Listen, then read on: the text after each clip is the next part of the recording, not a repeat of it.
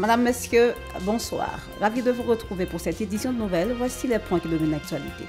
L'ancien secrétaire d'État à la population, Dr Laurent Boget, a été assassiné ce mardi à Delma 31. Des ouvriers et travailleurs de différents secteurs, notamment du secteur textile, ont organisé ce mardi en sit-in devant le bureau de la primature pour exiger un salaire minimum de 2500 gourdes. L'administration fédérale de l'aviation américaine annonce la prolongation jusqu'au 8 septembre de l'interdiction des vols des compagnies américaines à destination de Port-au-Prince. Et puis, l'organisation Sans Frontières a signalé plusieurs cas de choléra dans la commune de Cité-Soleil, précisant avoir pris en charge 148 personnes infectées depuis le 15 février dernier. Restez avec nous, la suite, c'est après la pause. Si vous nous rejoignez, vous suivez la deuxième sortie d'Info Pacifique pour la semaine. Voici le développement des titres des informations. Nous démarrons ce journal avec une triste information. La crise sécuritaire persistante continue de plonger les familles dans les deuils et d'entraîner des pertes humaines considérables à travers le pays. Dr Laurent Boget, ancien secrétaire d'État à la population sous le gouvernement d'Ariel Henry, a été assassiné par balle ce mardi à Delma 31. Toujours dans la même zone, une jeune femme d'une trentaine d'années a également perdu la vie après avoir été atteinte d'un projectile. Parallèlement, la route de Mirbalais a été bloquée par les habitants en réaction à une tentative d'attaque par des bandits armés contre la commune. Le comité Corélite ouvrier et travailleurs regroupant plusieurs organisations syndicales a organisé un sit-in devant la villa d'accueil située à Musso afin de faire entendre ses revendications et d'exiger des garanties de sécurité dans les rues. Les protestataires réclament notamment un salaire minimum de 2500 gourdes. Le coordonnateur de l'association des agents de sécurité professionnelle déplore l'inaction des autorités face à la crise sécuritaire, soulignant que plusieurs de ses membres ainsi que de nombreux autres membres de la population sont contraints de fuir leur domicile en raison de la violence des gangs armés. Suivons leur réaction au micro de Yasmine Sanon et Marie-Carmel Auguste. Sécurité, nous là, pour nous demander l'État, un salaire minimum décent, c'est 2500 gouttes. Pour nous éviter, il n'y a pas de bagaille. Rapport, les gens qui travaillent ensemble, pas de l'argent dans la poche. Ça a un rapport avec ça, nous, la sécurité nationale, qui nous qui pas important pour le gouvernement de facto ça qui là. Bandits courir derrière nous, quitter la caille, nous ne pouvons pas fonctionner, rien pas marcher pour nous. Nous venons dire l'État. Nous bouquons parce que l'État n'a pas jamais ajusté ça, nous. C'est peut-être ça, nous venons là aujourd'hui. Nous-mêmes, tous agents de sécurité, pour nous venir aller, c'est peut-être ça qui va régler un sérieux. Contre Alix Didier Fils-Aimé, pour nous dire, nous ne sommes pas capables encore. Nous venons là pour nous dire avec jeunes filles qui nous venons là, nous demandons à bas avec Jean l'État diriger le pays. Parce que nous bouquons, nous fatigués avec façon du pays à diriger. Diriger, on va voter rien pour nous. Moi-même, je suis victime. Moi, victime de l'usine factory. Moi, l'usine la quartier, la caille. C'est qui t'aime quitter la caille, pour nous, c'est l'abri ma vie. Je dis à nous-mêmes, nous venons là, nous venons demander pour que ça aille à monter. Il faut que le patron, mais je dis à monsieur, il doit nous sécurité. Comme ça, ça touche la population, il touche les iris ouvriers. Je dis à nous venons dénoncer, on va faire au NAC, que nous entendons que nous allons toucher les ouvriers. Nous-mêmes, nous opposons à ça, nous-mêmes ouvriers. Nous ne sommes pas d'accord pour réviser ça les ouvriers à la baisse. Si ça a 25 gouttes, le patron connaît, il a chez la caille manger. Nous-mêmes, nous venons demander sécurité, augmentation salaire minimum, accompagnement social, qu'on n'a pas pu parler avec les femmes. Plus loin, ces ouvriers menacent d'intensifier leur mobilisation si l'État persiste à ignorer leurs revendications. Suivons-les à nouveau. Bataille, c'est un perpétuel recommencer. Toujours en bataille. Depuis que moun a toujours une bataille. Pas de mon côté pour bataille, elle a commencé, pas de mon côté la bataille, elle a fini. Ça qui arrive, dans la bataille d'aujourd'hui, nous prenons aussi par rapport aux données qui changent. Mais la bataille, il n'y a pas de jamais camper. Pendant nous pas dans la rue à faire manifestation, mais en deux facteurs, les gens qui ont été révoqués, nous bataille, nous faisons retourner. C'est toute une sorte de bataille. Bataille pour liberté, respect, droit syndical en deux facteurs, nous continuons à faire. Il faut que l'État dise un mot. Il faut que l'État prenne des décisions dans la main. On est assez avec le combattement ça, l'État gagnant. Nous bouquons, nous ne sommes pas capables encore. Avec ça, nous avons suivi. Nous demandons assez. Nous demandons assez. Il faut que l'État prenne conscience. Il faut que l'État réagisse. Pas nous, nous faisons chauffer les jambes là. nous venons faire un petit souké et dans les prochains jours, nous allons plusieurs milliers de monde là et nous allons bloquer. Et dans les prochains jours, nous allons prendre l'autre orientation. Orientation, nous allons prendre, nous allons dire à bas Pet, à bas Beke, à bas DJ Alix, à bas CPT, mafia, volet, coquin. Je veux dire, nous CPT tout le pas trop, nous reprimons tout le pas trop. Donc ça veut dire dans les prochains jours, nous allons demander talons yo. Si revendication nous pas passer. Et ouvrier yo, donc ça veut dire pour nous, ça c'est yo visage de pour yo qui annonce un bagage. Dans les prochains jours, restez tant de mots d'ordre, nous allons lancer l'autre mouvement encore contre CPTA avec Primati, augmentation salaire minimum. Si on n'a pas de sécurité, nous allons dire à bas CPT, à bas Primati qui va aller dans nos sécurité.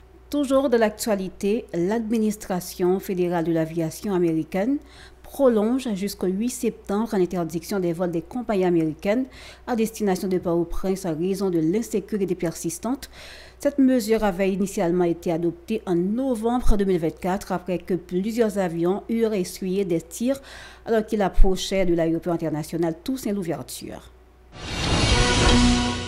Parlons à présent de santé. Dans un communiqué publié hier lundi, l'organisation Médecins sans frontières a signalé plusieurs cas de choléra dans la commune de Cité-Soleil, précisant avoir pris en charge 148 personnes infectées depuis le 15 février dernier. L'ONG a indiqué avoir enregistré 19 nouveaux cas jeudi dernier et a mis en garde contre une possible recrudescence de la maladie en raison des récentes pluies qui s'abattent sur la commune. Médecins sans frontières a rappelé que le choléra demeure une menace pour le pays et a exhorté la population à respecter les mesures d'hygiène pour prévenir sa propagation. Lors de l'audience tenue hier lundi à la Cour d'appel dans le cadre de l'enquête sur l'assassinat de l'ancien président Jovenel Moïse, Joseph Félix Badiou a révélé s'être entretenu avec l'ancien Premier ministre Ariel Henry à la veille de ce drame. Il a sollicité un affrontement judiciaire avec l'ex-première dame Martine Moïse, l'ancien sénateur Nakassis Jean-Hector ainsi que les journalistes Gary Pierre-Paul, Charles et Luc Nérdésir. Autre dossier, le ministre des Affaires étrangères du Suriname, Albert Rambin, âgé de 67 ans, a été acclamé au poste de secrétaire général de l'Organisation des États américains. Cette élection a eu lieu lors de la 56e session spéciale de l'Assemblée générale de l'OEA tenue lundi. Il remplace à ce poste Luis Almagro. Les représentants des différentes délégations ont salué l'élection de ce dernier. Plusieurs d'entre eux, dont les représentants de la Jamaïque, la Dominique, la Barbade, la République dominicaine, entre autres, ont évoqué la crise sécuritaire en Haïti dans leur discours. Pour la première fois, un Caraïbéen occupe cette fonction à l'OEA. Rambin a appelé à l'unité pour faire face à l'urgence climatique, à la criminalité transnationale et pour promouvoir la paix. Il a déclaré que l'organisation accordera une attention spéciale à la situation d'Haïti, de Cuba et à celle du Venezuela.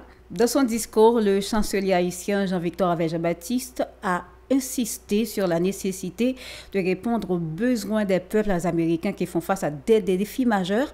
Le ministre des Affaires étrangères a mis en lumière la situation chaotique que traverse le pays à cause de l'insécurité. Il a appelé à la solidarité entre les peuples. La République dominicaine a plaidé en faveur d'aide pour Haïti. Il estime qu'il faut absolument supporter Haïti, qualifiant les gangs désarmés des groupes de terroristes. Selon lui, cette situation a entraîné des répercussions sur son pays.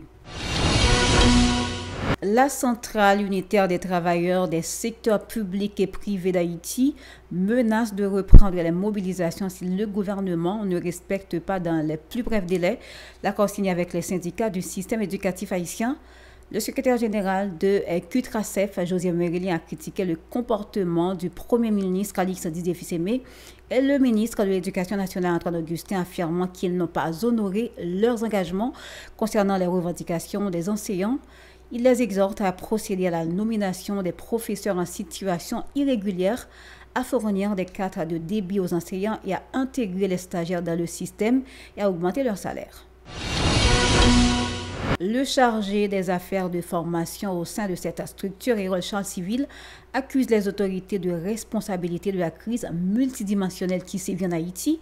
Il a également mis en avant les répercussions de cette crise sur les systèmes éducatifs. Suivons-le. Je dis à prouver ces comportements irresponsables. Le gouvernement qui a dit, il a investi plus fort moyens dans le budget rectificatif qu'il y aurait les budgets de guerre dans la bataille contre l'insécurité. Messieurs, dames, c'est toute démagogie qui met Haïti dans l'état là.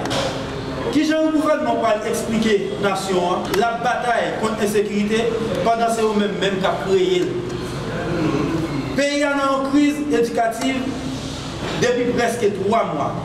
Si mon école publique n'a pas qu'à un professeur, pendant que toute revendication professeur est juste, je dis à nous qu'à montrer à combattre l'insécurité, vous mettez contre les examens qu'il a, pourtant nous avons créé dans 5-10 années qui ont venu au plus. Ministre Augustin Antoine, qui j'ai nous senti nous étant que responsable, nous avons assisté au pays, nous avons dirigé pour l'école a couru sous 3 mois depuis le fermé, pendant que nous connaissons bien ces négligences. Parce que nous n'avons pas respecté ça dit dans l'encontre avec les syndicalistes. Le groupe d'appui aux rapatriés et réfugiés Gare a recensé entre le 1er et 28 février 18 334 cas de rapatriement, dont 13 618 hommes et 3 712 femmes. Parmi eux figurent également des enfants, 301 filles et 703 garçons. Ce bilan, selon les responsables, met en évidence les défis auxquels sont confrontés les migrants haïtiens en matière d'accueil et d'intégration. L'Organisation pour le développement et la lutte contre la pauvreté a organisé une causerie réunissant des femmes issues de plusieurs organisations de la commune de Delma. L'événement s'est tenu autour du thème « Autonomisation des femmes, vecteur clé pour une société égalitaire » dans le cadre de la Journée internationale des droits des femmes. Espérancia Jean-Noël, chargée de communication de l'organisation, a indiqué que les échanges ont porté sur les défis auxquels sont confrontées les femmes, ainsi que sur le cadre légal régissant la protection de leurs droits. Suivons les détails au micro de Yasmine Sanon et Joseph-Philippe François.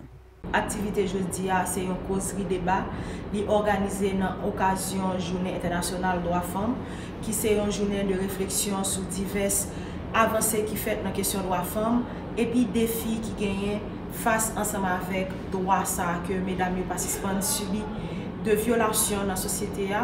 Donc organiser une causerie comme ça pour nous important parce que l'entrer dans la mission au départ qui c'est développement et puis lutter contre la pauvreté. En fait, nous avons un sous-thème autonomisation des femmes, vecteur clé pour une société égalitaire. Donc, thème ça, nous avons gardé, premier bagage, nous avons gardé cadre légal qui protège et puis qui fait promotion pour droits femmes, défis et lacunes que les femmes eux-mêmes ont rencontrées pour droits et puis qui solution possible qui est capable de gagner, qui est capable de mener vers une autonomisation femmes. Suivi que nous espérons ou bien nous attendons, c'est qui gens participants eux-mêmes yo pral partager ça yo emmagasiné jodi à la communauté respective parce que nous capable dire tout yo sorti dans une organisation surtout dans une organisation qui a évolué dans quartier vulnérable nous attendons que a gagné vraiment un changement côté que mesdames ça yo pral garder pour voir comment yo même en tant que femme yo pral œuvrer pour yo ka venir autonome dans une société côté nous connaît patriarcal comme Haïti pour être capable d'arriver autonome. Plus loin, la responsable a encouragé les femmes victimes de violences à porter plainte au lieu de se murer dans le silence.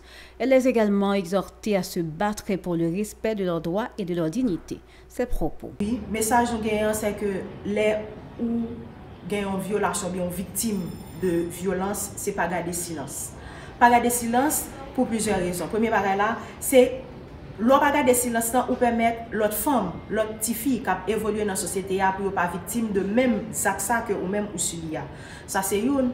Deuxième bagage là tout c'est gourmet pour faire respecter droit parce que c'est une lutte liée. Et lutte la mise à part de toute avancée qui fait. Donc, il faut que nous continuions gourmet parce que nous ne pouvons pas vraiment arriver dans un point pour nous dire doit nous respecter, surtout avec l'évolution ça, ou bien ensemble avec problème ça alors que nous avons fait face à la société haïtienne, côté violence lui-même, il a monté chaque jour plus et le rapport montré ces femmes ensemble avec les filles qui plus victimes. Donc, message bien pour les femmes qui sont victimes direct, moi je dis c'est Kembe moral là-haut. Je dis à nos victimes, même pas parce que le pays a été janvier. A bon porte, quand même qu'a ouvert, a bon lueur d'espoir. Côté que Haïti, qui pour le retourner, côté nous capable vivre paisiblement. Et psychologiquement tout, c'est pas chita, rester, penser, focaliser sur ça dans vivre là. Mais plutôt, c'est essayer d'organiser nous pour nous voir qui porte de sortie que nous sommes capables de joindre en façon pour nous capables d'aller vers l'avant malgré la situation tragique ça. Nous refermons cette édition de nouvelles. Merci à vous de l'avoir suivi. Restez branchés à la Télé Pacifique pour la suite de la programmation. Au revoir et à la prochaine.